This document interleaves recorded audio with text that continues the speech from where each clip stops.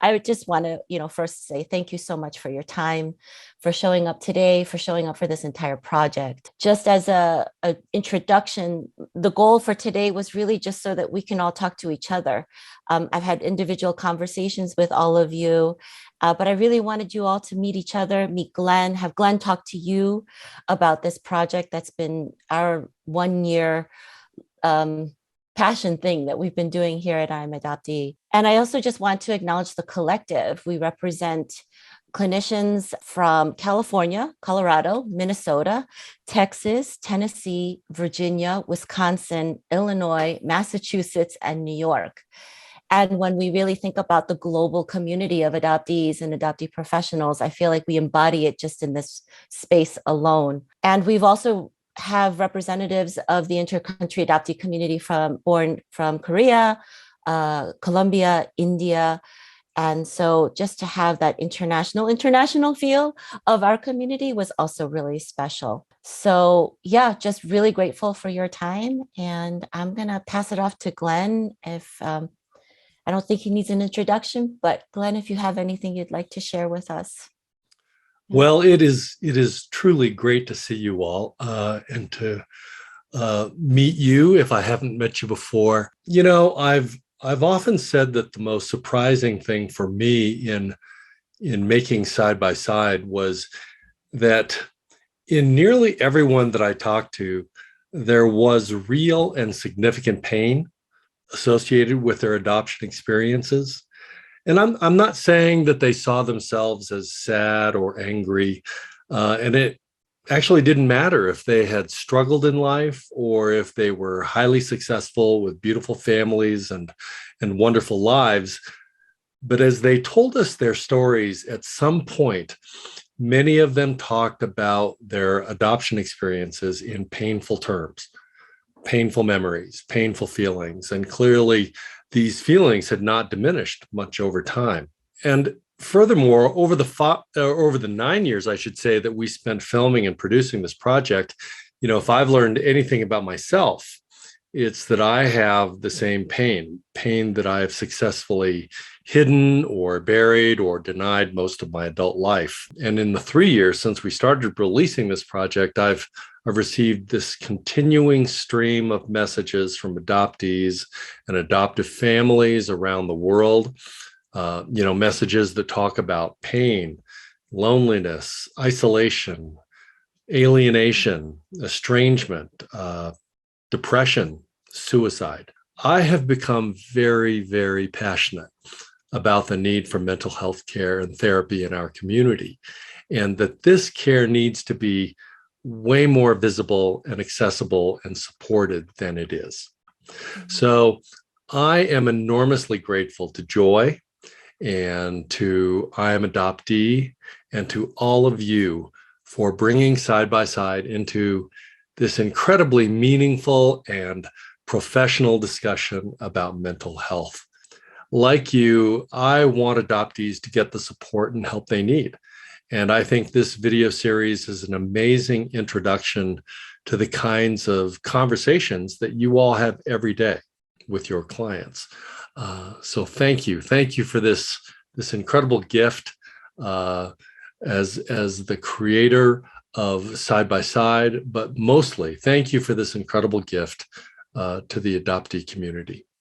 I was getting testimonials from people as they were watching it in real time. And then later on, I think the quote that keeps sticking in my head these days is Sarah Kim in Colorado. And she was like, I feel like I got a peek into a therapist's notebook, listening to all of you talk about your reflections on the videos that Glenn and Julie put together. So I'm just wondering from the other side of it, how did you hear it?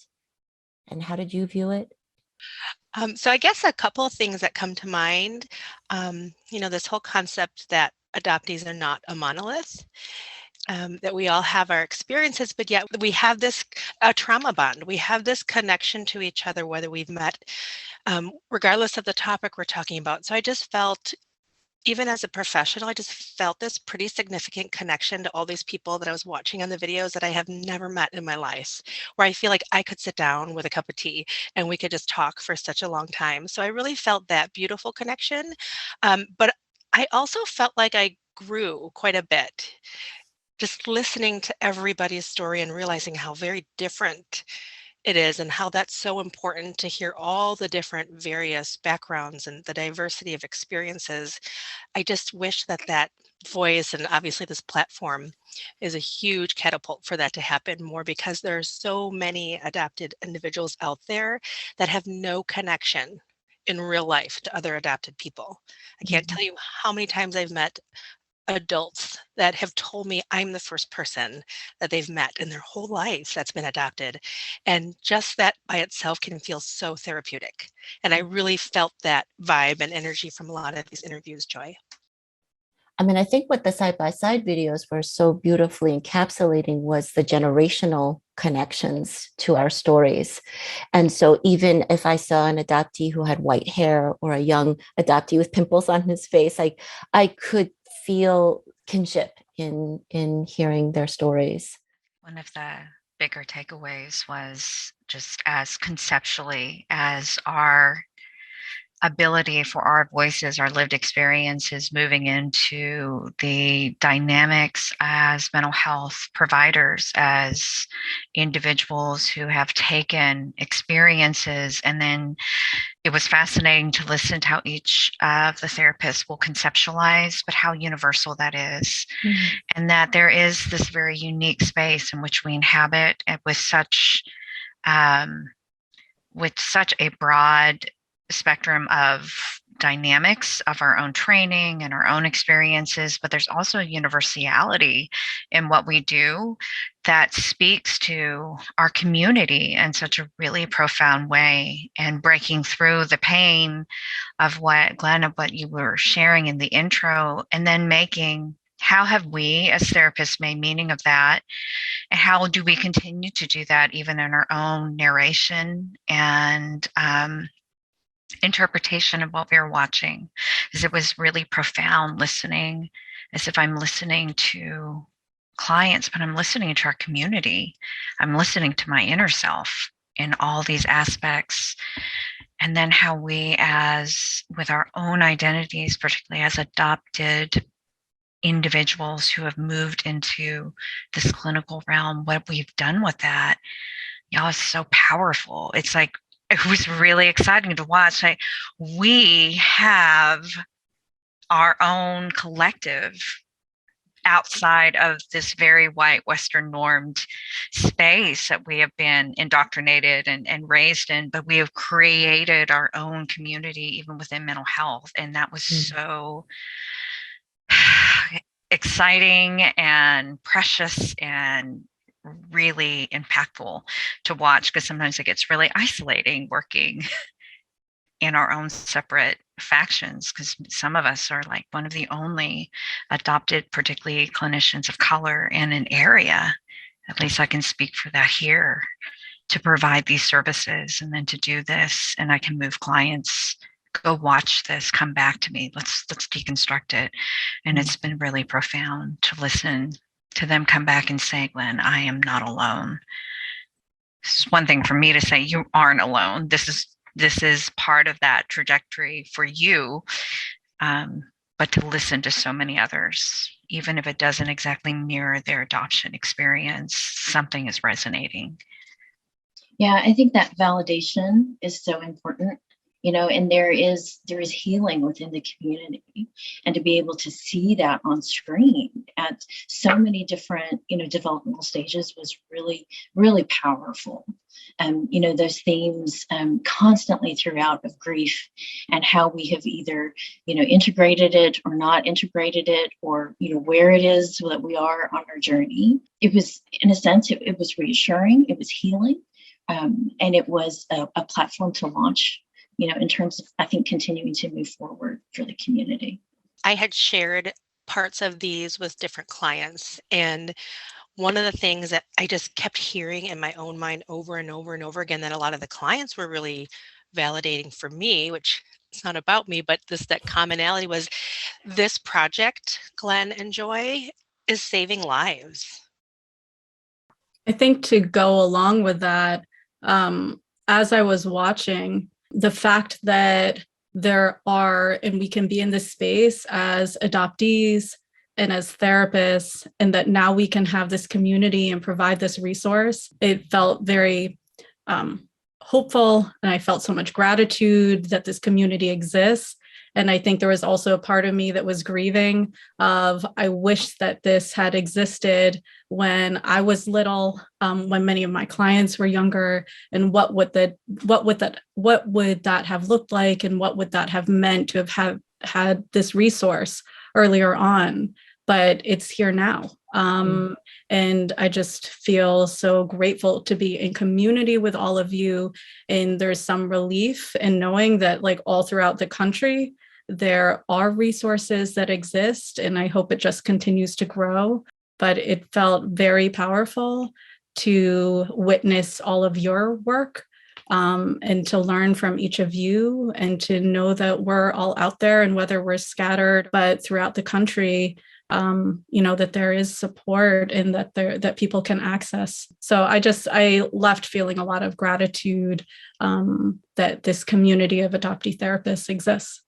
I want to add to that. I'm so grateful, and just to know, like, coast to coast, that y'all are out there. And I work a lot therapeutically with, like, the ideas of superheroes and wizards and Jedis, and I just couldn't help but think that the collaboration side by side and iAdoptee was like uniting the Avengers and the Jedis and the Gryffindors and the wizards of our world, both clinically and non-clinically. I think the unique common denominator I felt as I watched not only the stories and also just the feedback was really just this collective Han, that Korean concept of both sorrow and grief and heartache, but also, the fruition of it. And I think that this collaboration really embodies that, and really just has brought to light, just all of the joy and all of the sorrow, but also just these common threads and connections. And I know I felt just so grateful to not feel so in isolation in this work, because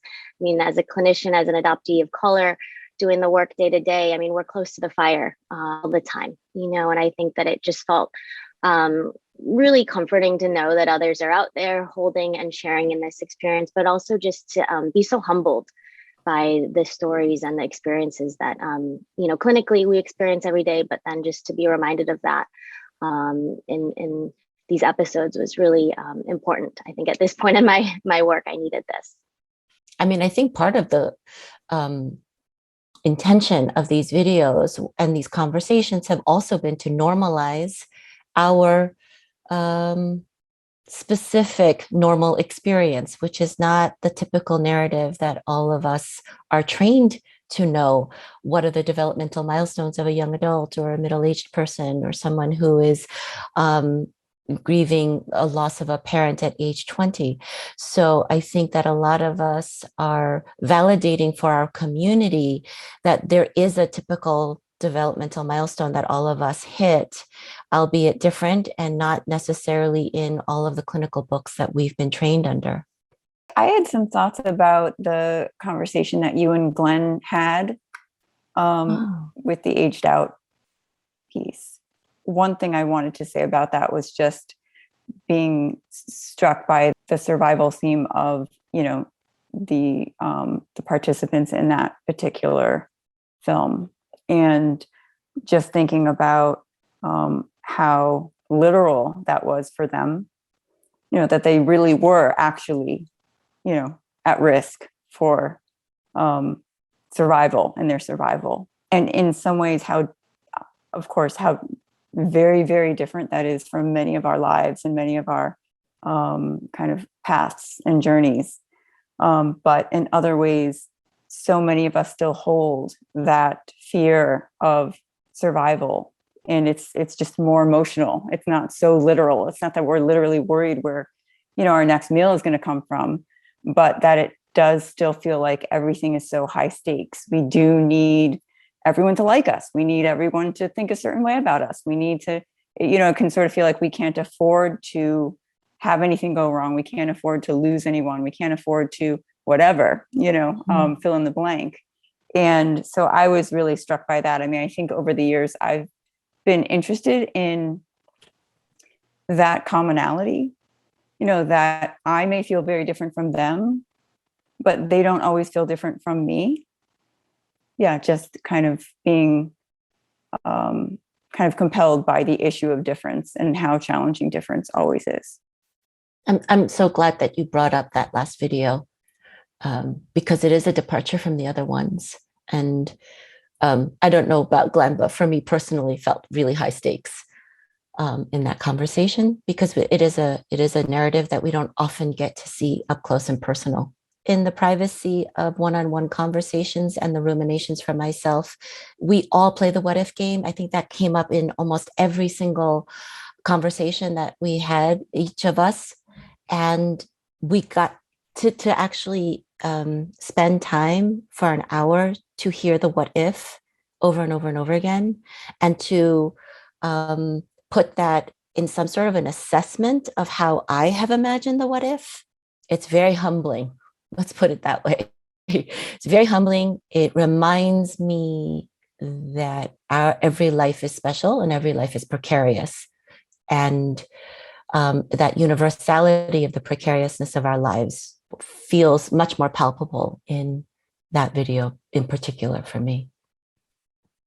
I think that something that stuck out to me is that with all of the adoptees that were a part of this project, is that it wasn't just my own one unique experience, but the ways that I am connected to all these other stories and all these other experiences. And so I think there's something inherently within that that is powerful and therapeutic and supportive.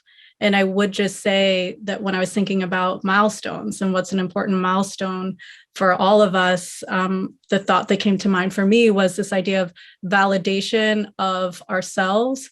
And I mean that in really the most simple and basic way of that, just validating that what I'm experiencing is real, and that it's real to me, and how I feel makes sense, and how I responded or how my body is responding. There's a reason for it. And I think that if we dismiss that or downplay it or reject it, or if somebody else does that to us, I think it can leave us feeling sort of confused and really distanced from our own emotional state.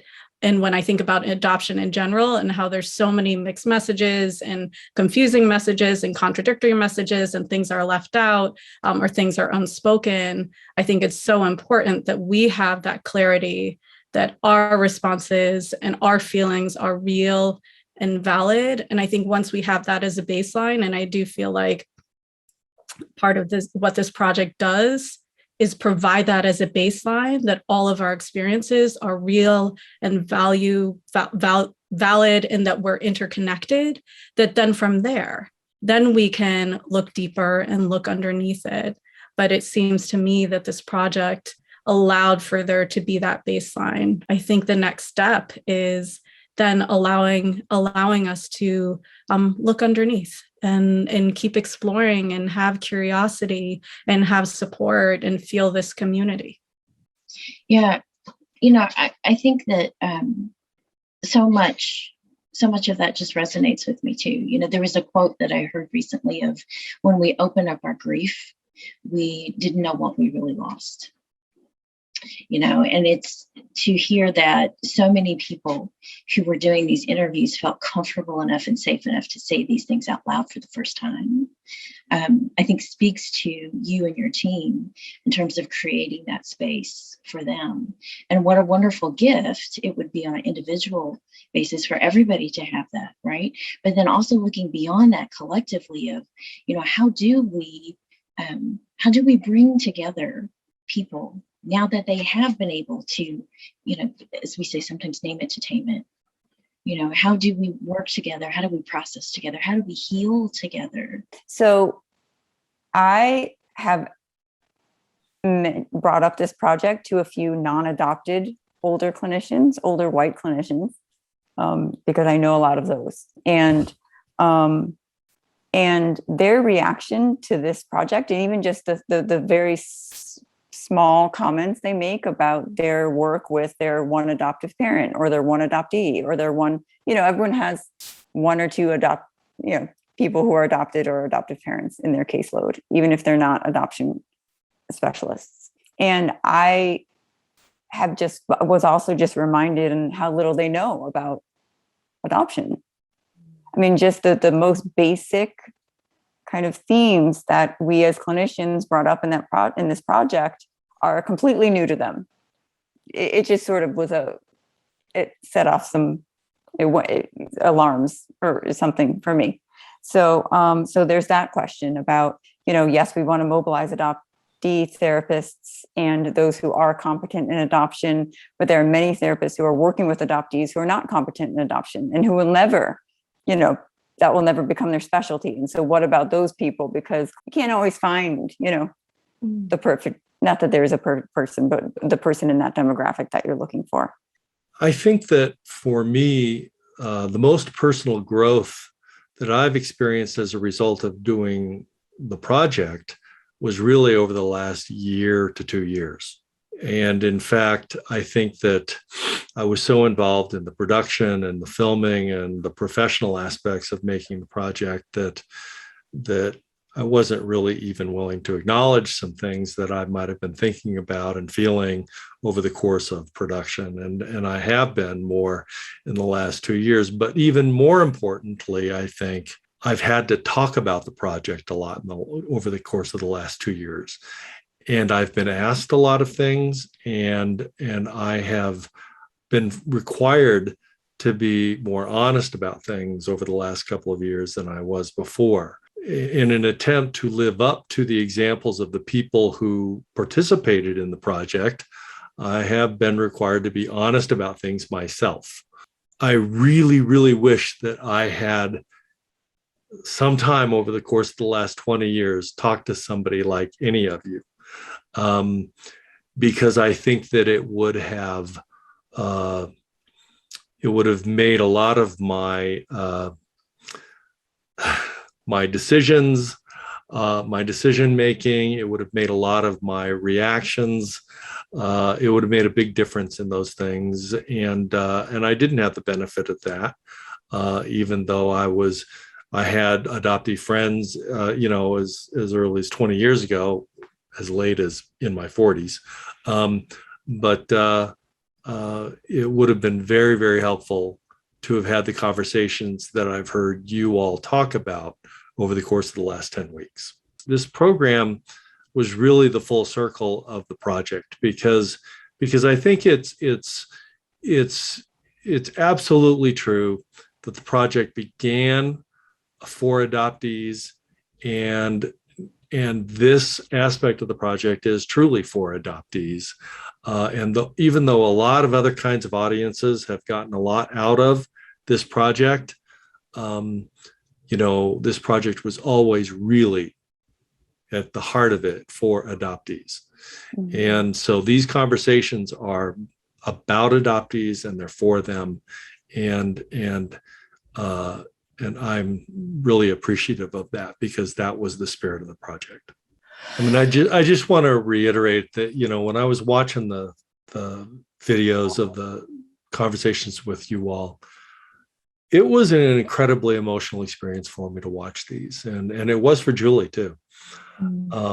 Because if hearing all of these stories made us aware of one thing, it really was that there's a lot of sort of unaddressed, unacknowledged pain out there and in our community. And so to hear that pain and trauma and, discussed so articulately and well, it was a very emotional kind of thing to see this project come to this kind of conversation. Thank you all. Well, thanks for doing this, Joy and Glenn. Yeah, thanks. Thank you for the space. Yeah.